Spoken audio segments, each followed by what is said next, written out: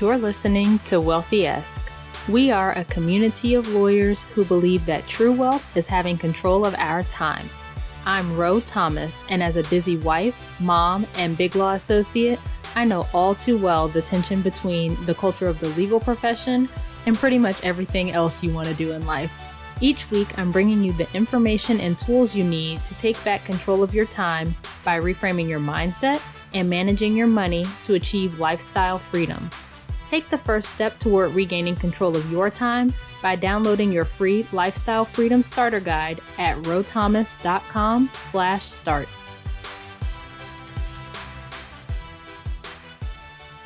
Hey friend, welcome back to another episode of Wealthy-esque. I'm super excited you're here, and as always, I appreciate you taking time out of your day to spend with me. Before we get into today's topic, I want to ask you to do me a favor. If you haven't already, please take a second and leave a written review for the podcast. Reviews are super important because they tell potential listeners and the podcast platforms, and especially Apple Podcasts if you're on an iPhone, that this show is worth listening to. Just think about when you're buying something on Amazon. Do you go with the option with like 2 reviews? No. We're looking for the one with the most reviews, right? Same deal here. So if you could take 2 seconds and leave a review, I'd really appreciate it. So anyway, moving to today's topic, we're going to talk about budgeting. And when you want more control in your life, one of the first things you want to think about is your budget. My favorite budgeting method is the zero-based budget, and this is the method I actually use and the one I recommend. I have a free budget template that you can download at rothomas.com/budget, and it's designed for zero-based budgeting. Some of you have messaged me wondering if you're using the template correctly, so we're going to walk through how to use it today. And if you haven't already gotten yours, it'd be helpful for you to have it for this episode, so you can get it at rothomas.com/budget. Okay, so to give you a roadmap of where we're going, we're going to talk about why budgeting is important. We're going to do an overview of zero-based budgeting, and then we're going to walk through the budget template. So let's get into why budgeting is important. A lot of people dislike budgeting because they feel like budgets are restrictive and they want to have freedom to spend their money however they want to. But your budget doesn't have to be restrictive. A budget is simply a plan for how you're going to spend your money, and you make the rules. So you get to decide what's in your budget and what you're going to spend in the different categories and all that. There's no one-size-fits-all budget that works for everyone. Basically, your budget is your guide for how you're going to spend your money. As I mentioned, it's one of the first things you need to think about when you want to take back control of your time. So when you get into like higher income levels, not having a budget doesn't necessarily mean that you're at risk of not eating or not having a roof over your head or anything like that. The main thing I see with people at higher income levels is that you end up spending all the money and having nothing to show for the money you're bringing in. So a budget helps you make sure you have some money left over for yourself, and it also helps you set your priorities, because when you create a budget, you can make sure that you're intentionally allocating your money in line with your values and goals. So you can make progress toward the life you want because you're creating space in your finances. You're not living paycheck to paycheck. You're becoming less dependent on your income from your job because you're able to reduce your expenses by paying down debt, or you're able to increase your savings. All that to say, your budget is super important, especially when you have a goal like lifestyle freedom, like taking control of your time, living life on your own terms. So switching gears, let's talk about zero-based budgeting. Zero-based budgeting is a budgeting method where you allocate every dollar of income that comes in each month. When you subtract your expenses from your income, it should equal 0. And that's not to say that you have $0 in your account. You can keep a buffer in your account so you're not getting so close to that line. But when you have money coming in, you want to give every one of those dollars something to do.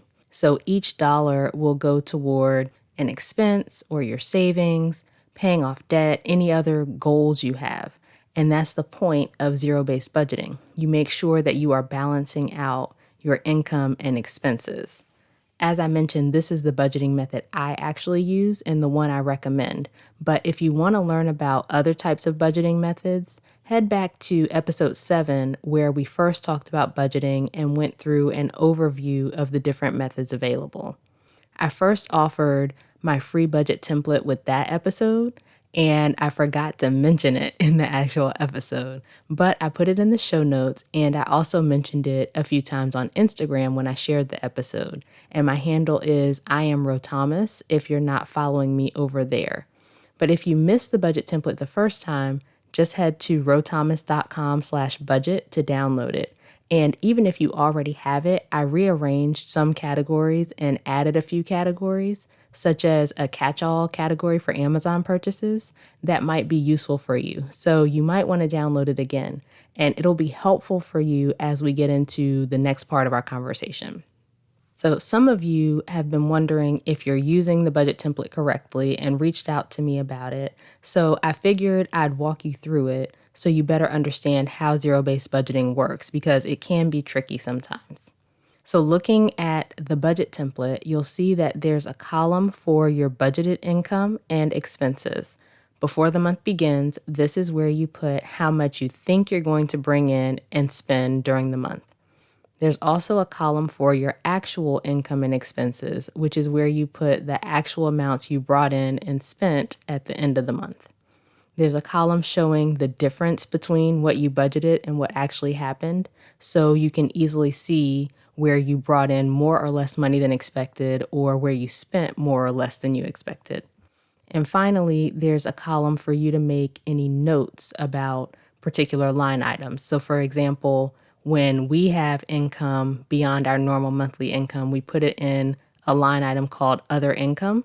And then in the notes, we write what it is, like if it's a reimbursement or a tax refund or whatever it is, because we want to be able to look back and see where all of our income came from. So the top section of the budget is for your income, and there's a column for your budgeted income, the amount you anticipate you're going to bring in when you're creating your budget before the month begins. And then a column for the actual income you brought in when you're looking back at the end of the month. We're going to start with the budgeted column. And by the way, all the colored boxes in the template auto-populate, so you don't need to do anything with those. But in the income section, there are a few different rows here for multiple jobs and for other income. And I did that because you could have a number of different ways you bring in income. For example, my husband moonlighted during residency. So I had my primary job, or my only job, and he had his primary job. But then we also had income from his second job coming in. The other income rows are for non-job related income. So things like child support, tax refunds, reimbursements. And it really doesn't matter what you label anything in this section. Like we actually label ours with the source of the income. So instead of job 1 and job 2, our budget has our employer names, and we have just one catch-all line item called other income for any miscellaneous income, because we don't have any like recurring monthly miscellaneous income that it would make sense to label separately. The point is, you want to make sure that all the money coming into your household that month is accounted for in your budget. And you do your budget monthly so the money coming in could change. For example, at tax refund time, you may have more income to work with than during a random month in the middle of the year. Or if your gross salary is over the FICA limit, which is $137,700 in 2020, then your income over this amount is exempt from Social Security taxes, so you'll see a spike in your paychecks in the later months of the year. You adjust your budget for these changes. So with the FICA example, you might not know exactly how much your paycheck will change. So you could just set your budgeted income based on your previous paychecks, because at the end of the month, you'll look at the actual income you received and allocate any additional dollars above what you budgeted. But once you put in all your income, the colored box at the bottom of the budgeted column is going to have the total amount of income that you anticipate bringing in. So if you're looking at the budget template, it's cell B8 that will have the amount of income you estimate for the month. Then you go down to the expenses section and you put in all of your expenses for the month. The template includes common expenses, but feel free to add or delete rows if you need to. For example, if you don't have kids, then you don't need line items for kids and childcare, and so you can delete those.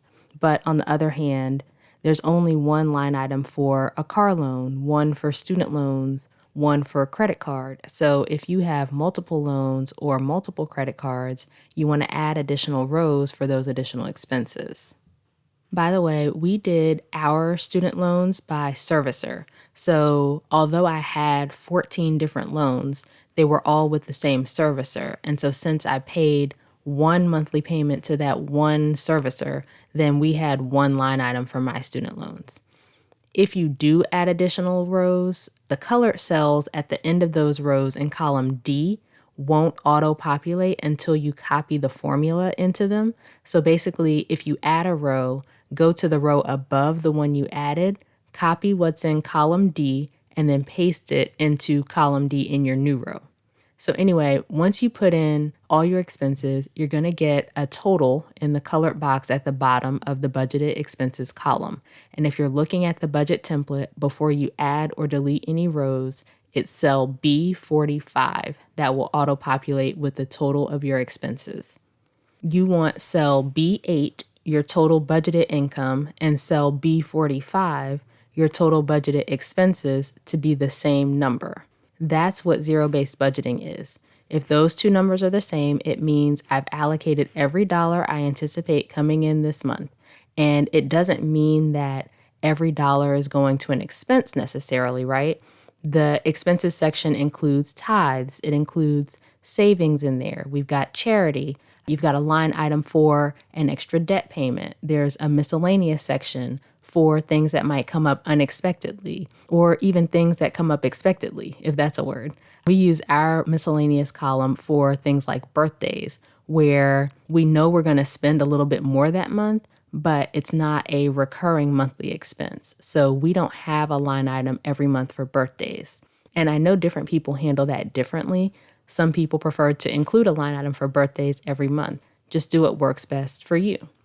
So now, if your total budgeted income and total budgeted expenses are not the same number, ideally your expenses number would be the lower of the two, which means you just have more money that you need to allocate.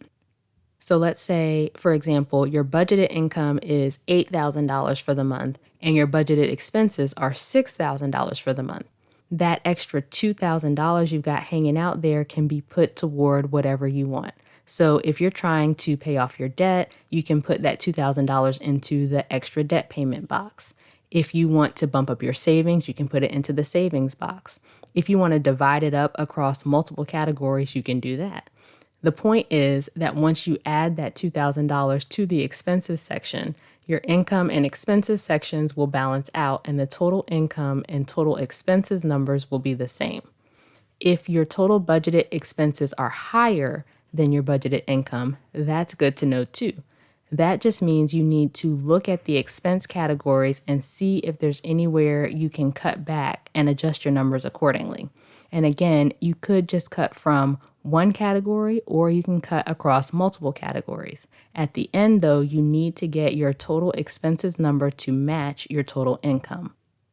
So now we've created our budget for the month. Let's fast forward to the end of the month and look at the actual column. This is what actually happened during the month, and you want to track it over the course of the month, at least until you get your bearings and have a good handle on your budget.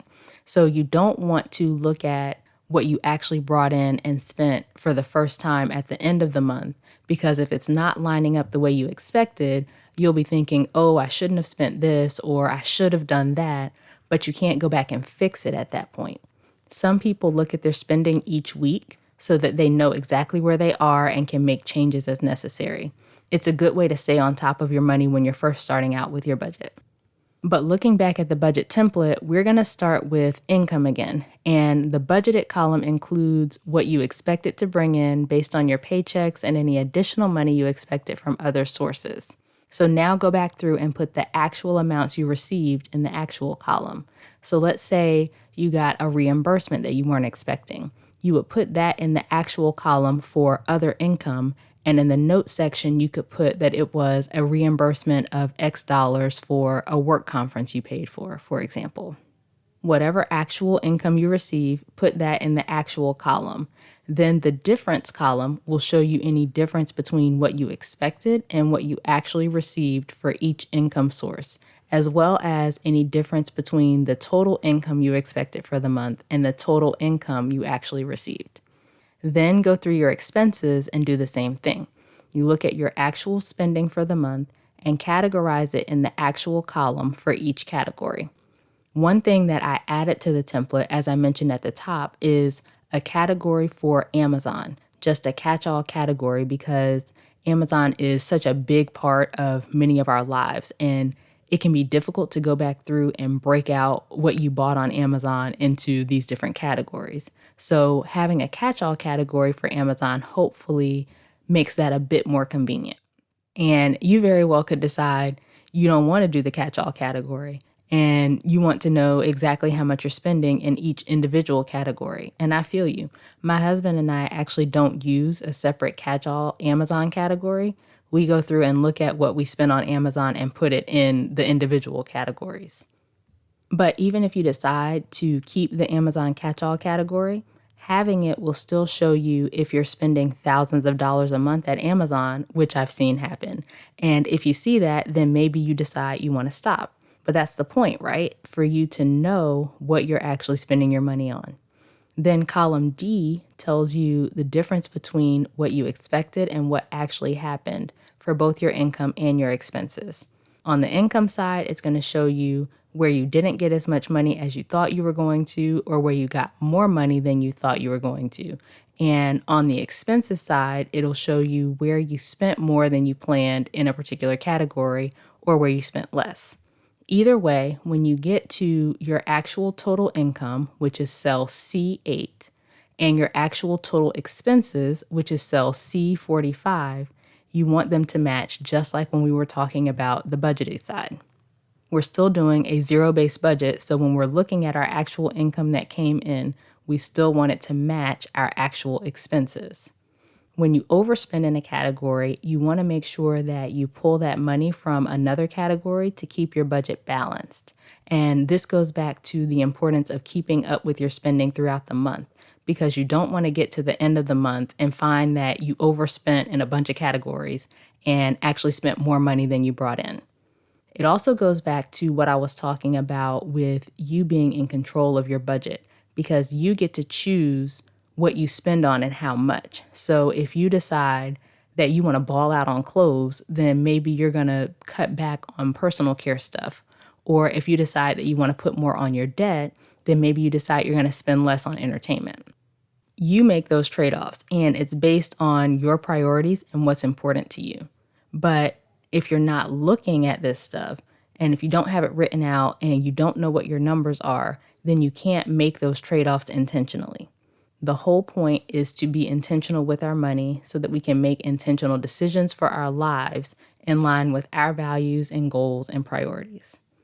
Okay, so the final point, looking at the difference column, if your budgeted income and your budgeted expenses were the same, and your actual income and your actual expenses were the same number, then in column D, your difference for the income and expenses, cells D8 and D45, should also be the same number.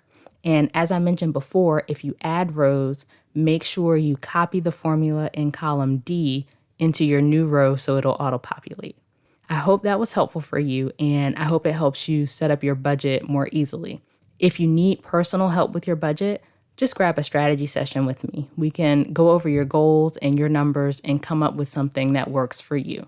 I helped one of my clients find $4,000 in her monthly budget that she was then able to allocate toward her goals, which also gave her a lot more flexibility with her employment situation. And obviously, I can't guarantee any particular results, but if you need help, head to rothomas.com/coaching to schedule a session and we'll get you together. So let's recap. Number 1, a budget is not restrictive. You make the budget, you set the rules, you set the parameters around what you're willing to spend and what you're not going to spend. Number 2, there is no one-size-fits-all budget. What works for one family may not work for another family, and that's okay. Personal finance is personal. Number 3, a zero-based budget simply means that you allocate every dollar that you bring in each month to an expense, a goal, or something so that your income equals your expenses. Number 4, the main goal is to be able to make intentional decisions for your life in line with what you value. You can't make those decisions and make intentional trade-offs with your money if you don't know what your numbers are and where your money's going. And number 5, my free budget template will help you get started with your zero-based budget. Head to rothomas.com/budget to pick that up. And if you need personalized help, let's do a strategy session, which you can schedule at rothomas.com/coaching. That's it for this week's episode. Meet me over in our private Facebook community, the Wealthy S community, and let's talk about any questions or thoughts you may have about zero-based budgeting. If you got value from today's episode, can you think of a friend or two who might benefit from this message? If so, please go ahead and share it with them. And if you share on social media or if you just want to connect, my handle is I am Ro Thomas across social media platforms. So that's Instagram, Facebook, Twitter, and now LinkedIn. So come connect with me. Please subscribe to the show on whatever platform you're listening on so you'll be notified when new episodes are released. And as I mentioned at the beginning, please leave a written review, which helps the show get seen by more people. As we close out, friend, I pray that you will take some time to get clarity on your values, goals, and priorities. I pray that you will go through your numbers and set up a budget that aligns with those values, goals, and priorities, and that moves you toward the life you want to live. And as always, I pray that you will continue to take steps to regain control of your time, build wealth, and live the life of freedom and choice you deserve. Talk to you later.